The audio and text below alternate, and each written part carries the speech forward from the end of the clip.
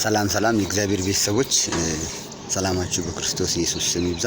ያው ብዙ ጊዜ ሰላም የምላችሁ ከሰላም የሚበልጥ ምንም ነገር እንደሌለ ስለማቅ ነው። ያው ሰላም ከሌለ የፈለገ ነገር ቢሞላ የፈለገ ነገር ቢኖር ሰላም ከሌለ እርካታ እንደሌለ ነው። ጠቢቡ ሰለሞን ሲናገር ሰላም ባለበት ጎመን በቂጣ መረቅ ብሏልና፣ ስለዚህ ቂጣ በጎመን መረቅ ብሏልና እርድ ከበዛበት ጮማ ከበዛበት ሰላም ከሌለበት ይልቅ ጎመን በቂጣ እንደሚሻል ሰለሞን ተናግሯል። ስለዚህ ይሄ ሰላም ደግሞ እውነተኛነትን የሚያመለክተው ሰላም የምላችሁም ለዚህ ነው ሁሉ ጊዜ። ስለዚህ ዛሬ ደግሞ ያው ሥላሴን በተመለከተ ክፍል 8 ትምህርቴን ዛሬ እቀጥላለሁ።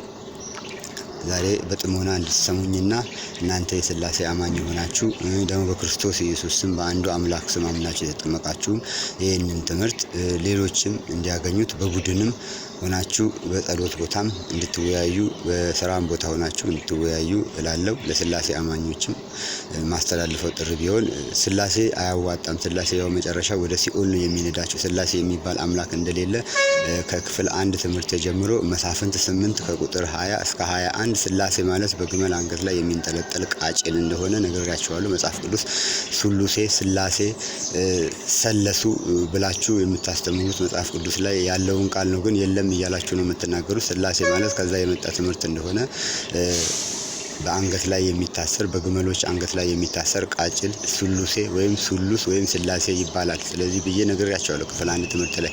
በተከታታይ የማስተምራቸው ሥላሴን በተመለከተ የማስተምራቸው ትምህርቶች ሁሉ ከእግዚአብሔር ቃል እንጂ ከራሴ ፈጥሬ የምናገረው ነገር እንዳልሆነ የእናንተን አስተማሪዎቻችሁንና የእናንተን ካህናቶች፣ የእናንተን ፓስተሮች፣ የእናንተን የሐሰት ነቢያቶችን ቋንቋ እና ትምህርት እየሰማችሁ ሥላሴ አምላክ ነው እያላችሁ ሥላሴን የምትቀበሉ ሰዎች ወደ ትክክለኛው መንገድ እንድትመጡ ትምህርቴን ለማቅናት እናንተ ካላችሁበት መንገድ አቅንቼ ወደ እግዚአብሔር መንግስት የምትገቡበትን መንገድ እያመቻቸው እያስተማርኩ ያለሁትና ይህንን ትምህርት በጥሞና እንድትከታተሉ ነው የምፈልገው።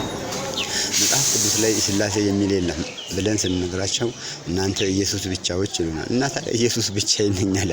ኢየሱስ ብቻዬን ነኝ ካለ ታዲያ ሌላ ሥላሴዎች ከእርሱ ጋር አብረው አሉ ብለን እንንገራችሁ? አንነግራችሁ። አዎ ኢየሱስ ብቻውን ልክ ነው፣ ብቻውን ነው። ኢየሱስ አብም ነው፣ ወልድም ነው፣ መንፈስም ነው፣ ሁሉ በሁሉ ነው። እርሱ በፈለገው አቅጣጫና ጎዳና ሊገለጥ ይችላል፣ አንዱ ማለት ነው። ለምሳሌ ኢሳይያስ 9 ቁጥር 6 ላይ ምዕራፍ 9 ቁጥር 6 ላይ ስትመለከቱ ያ የተወለደው ያ ለኃጢአታችን ስርየት የተሰጠው ሕፃን ተወልደዋል ተባለ። እሺ ወልድ እንበለው፣ እሱ ወልድ ነው። እሱም አባት ተብሏል። እና አብም ወልድም ነው ማለት ታዲያ ለኛ ኃጢአት ነው? ውሸት ነው? መጽሐፍ ቅዱሳዊ አይደለም። አባት የዘላለም አባት ተብሎ ይጠራል የተባለው ያ የዘላለም አባት ከጥንት የነበረ ቁጥር ከመጀመሩ በፊት የነበረ አባት የነበረ የዘላለም አባት የነበረ ግን ለሰዎች ኃጢአት ሲል ቃሉን ሥጋ አድርጎ ልጅ ተብሏል። እና አብም ወልድም አንድ ብቻ ነው። ሌላ ለየብቻ ያሉ የተከፋፈሉ ነገሮች አምላኮች ወይም ሥላሴዎች የሉም ብለን ስንል እናንተ ኢየሱስ ብቻ የፈለጋችሁትን በሉ፣ ትክክል ናችሁ። እኛ ኢየሱስ ብቻ ነን። ኢየሱስ አብም ነው ወልድም ነው፣ መጽሐፍ ቅዱስ ነው የሚለው። ይህንን ትምህርት ከዚህ ትምህርት ውጭ ሌላ ምንም የሚፈጠር ነገር የለም። ኢየሱስ አብም ነው። ኢየሱስ ኃያል አምላክም ነው። ኢየሱስ ሰውም ነው። ኢየሱስ መንፈስም ነው። ኢየሱስ ሁሉ በሁሉ ነው። ኢየሱስ ከሁሉ በላይ ነው። የመላእክት ሁሉ ፈጣሪ፣ የሰዎች ሁሉ ፈጣሪ ነው። ሁሉን የፈጠረ እርሱ ነው። ልጅ ሆኖ ዝቅ ብሎ ስለመጣ አምላክ አይደለም አባት አይደለም የምንል ሰዎች ስህተት ነው። እግዚአብሔር ላይ እየዋሸን እንዳለን ነው የምላችሁ ነገር ቢኖር የዋሻችሁ እንዳላችሁ ነው እናንተ የሥላሴ አስተማሪዎች። ስለዚህ ኢየሱስ አብም ነው ወልድም ነው። ከየት አመጣሁ ብትሉኝ ኢሳይያስ 9:6 ላይ ኢየሱስ ልጅ ተብሏል፣ ሕፃን ተብሏል። ያ ሕፃን አማኑኤል ነው። አማኑኤል ማለት እግዚአብሔር ከኛ ጋር ማለት ነው። እግዚአብሔር ነው ማለት ነው። እና ሌላ ቋንቋ አለው እንዴ? የለውም። ስለዚህ አማኑኤል ማለት እግዚአብሔር ከሆነ እግዚአብሔር ከኛ ጋር የሆነው በሥጋ የተገለጠ ያ ትንሽ ሆኖ ሳራ በእኔና በሰዎች ደረስና ቁመት ሁሉን ነገር ተመስሎ የመጣውን ሕፃን አማኑኤል ብሎታል። ስለዚህ አማኑኤል ማለት ትርጉሙ አለ መልአኩ ነው። ከመልአኩ በላይ እንግዲህ እኛ እናውቃለን አለ። መልአኩ ነው ተልኮ የመጣው። የምስራች የተናገረው መልአክ ነው መጥቶ የተናገረው፣ ገብርኤል ነው መጥቶ የተናገረው። ስለዚህ ያ የተወለደው ሕፃን እንዳንሳሳት እግዚአብሔር ከኛ ጋር ነው። አማኑኤል ነው ስሙ። አማኑኤል ማለት ትርጉሙ ደግሞ እግዚአብሔር ከኛ ጋር ነው። አለቀ። እግዚአብሔር በሰማይም አለ። እግዚአብሔር በአማኑኤልም ሆኖ በልጁ ተገልጧል። አማኑኤልም ሆኖ ታይቷል። ሌላው ስላሴያውያን የተሸወዱበት ትምህርት ማቴዎስ 28 ቁጥር 19 ላይ ነው። ኢየሱስ ክርስቶስ አብም ወልድም መንፈስም እንደሆነ እዛ ጋር ተናግሯል። ማቴዎስ 28:19 ላይ ኢየሱስ አብም ወልድም መንፈስም እሱ እንደሆነ ተናግሯል። ምን አለ? ሂዱና አሕዛብን አለ በአብ በወልድ በመንፈስ ቅዱስ ስም፣ በአብ ስም አላለም፣ በወልድ ስም አላለም፣ በመንፈስ ቅዱስ ስም አላለም። በአብ በወልድ በመንፈስ ቅዱስ ስም እያጠመቃችሁ ደቀ መዛሙርቴ አድርጉ አለ። አየ ደቀ መዛሙርቴ አድርጉ፣ የኔ ተከታዮች አድርጉ፣ እኔን የሚያምኑ ሰዎች አድርጓቸው ነው ያለው። ግን እናንተ ደግሞ አብ ሌላ ወልድ ሌላ መንፈስ ሌላ ብላችሁ በሌለ ባልተሰጠ ስም እያጠመቃችሁ ነው። የአብ ስም አይደለም፣ አብ የሚባለው ስም አይደለም፣ ወልድም የሚባለው ስም አይደለም፣ መንፈስም የሚባለው ስም አይደለም። የነዚህ የሶስቱ ስም ኢየሱስ ይባላል። የመዳን ስም ነው። ከስሞች ሁሉ በላይ ነው።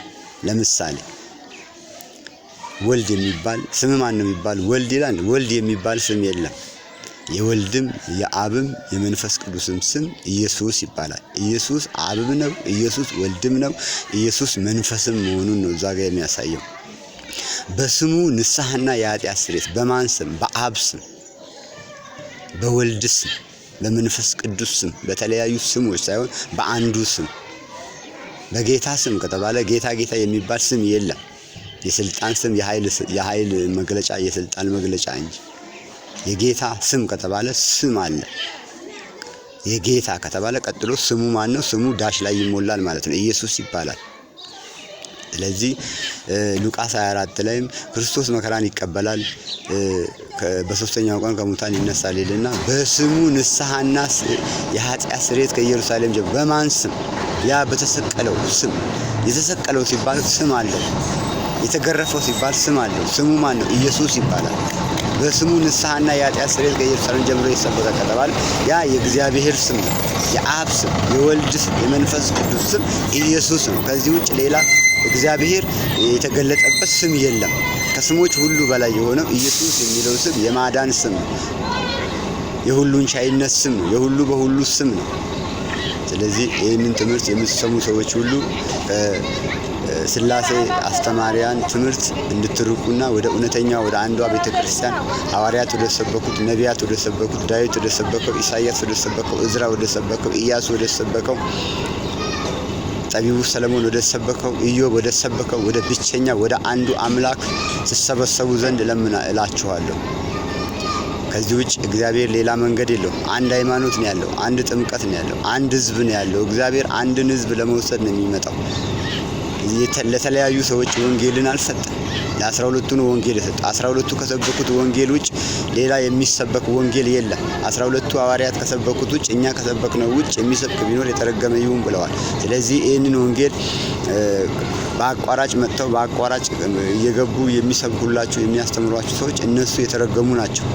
ፓስተሮቻችሁ የተረገሙ ናቸው። ነቢያቶቻችሁ የተረገሙ ናቸው። ካህናቶቻችሁ፣ ቄሶቻችሁ የተረገሙ ናቸው። ለምን ቢባል መጽሐፍ ቅዱስ ለሐዋርያት የተሰጠውን ወንጌል ትተው ሌላ ወንጌል እየሰበኩ ነው ያሉት። ስለዚህ መላእክት እንኳን መጥተው ቢሰብኩ የተረገሙ ይሁኑ ብሏል።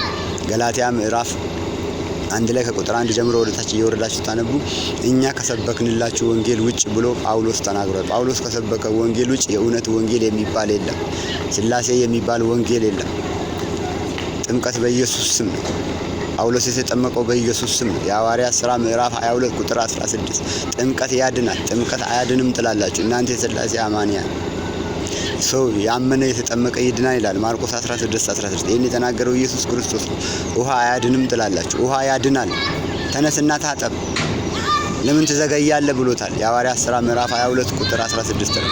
ስሙን እየጠራ ተጠመቅ አለው። ከኃጢአትም ታጠብ አለው። ስሙ ማን ነው? ኢየሱስ ይባላል። በኢየሱስ ስም ነው ጥምቀት። ጥምቀት ያድናል አለ። አንደኛ ጴጥሮስ ምዕራፍ 3 ከቁጥር 18 እስከ 21 ስትመለከቱ እድፍን ማስወገድ አይደለም አለ። ጥምቀት አሁንም ያድነናል አለ። የኖህ ቤተሰብ በመርከብ ውስጥ ያለፉበት መንገድ ጥምቀት ነው ይላል። ያንን ምሳሌ ጥምቀት ዛሬም አሁንም ያድነናል አለ። አያድንም የምትሉ ሰዎች ተሳስታችኋል። የሥላሴ አስተማሪያን ተሳስታችኋል። መጽሐፍ ቅዱስ ያድናል ይላል። ኢየሱስ ክርስቶስ ሲወጋ ከጎኑ የወጣው ውሃ ያድናል። ውሃው፣ ደሙ፣ መንፈሱ ለማዳን በአንድ ይስማማሉ ማለት ውሃው አያድንም ትላለህ እንዴ? ምን አይነት አስተምሮ ነው የምታስተምረው? ተመለስ ከዚህ ሲሰጥ ትምህርት። ውሃ ያድናል። ያመነ የተጠመቀ በኢየሱስ ስም ያመነ የተጠመቀ ይድናል። እንዴት አያድንም? ውሃ አያድንም እንዴት ትላለህ? ኢየሱስ ክርስቶስ ውሃ ያድናል።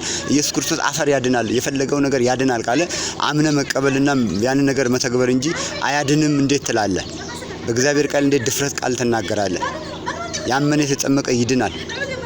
ሥላሴ ነው ማያድነው። ያንተ ሥላሴ አያድንም። በግመል አንገት ላይ የሚንጠለጠለው ቃጭል አያድንም። በኢየሱስ ስም ተመለስ። ቻው። ክፍል 9 እስክንገናኝ ድረስ ሁላችሁም በዩቲዩብም በቲክቶክም አሉ ትምህርቶች፣ በሁለቱም ላይ መከታተል ትችላላችሁ። ለሌሎችም ንገሯቸው፣ ትምህርቱን ይከታተሉ። እግዚአብሔር ከኛ ጋር ይሁን። አሜን። ቻው። ሰላምና ጤና ይስጣችሁ።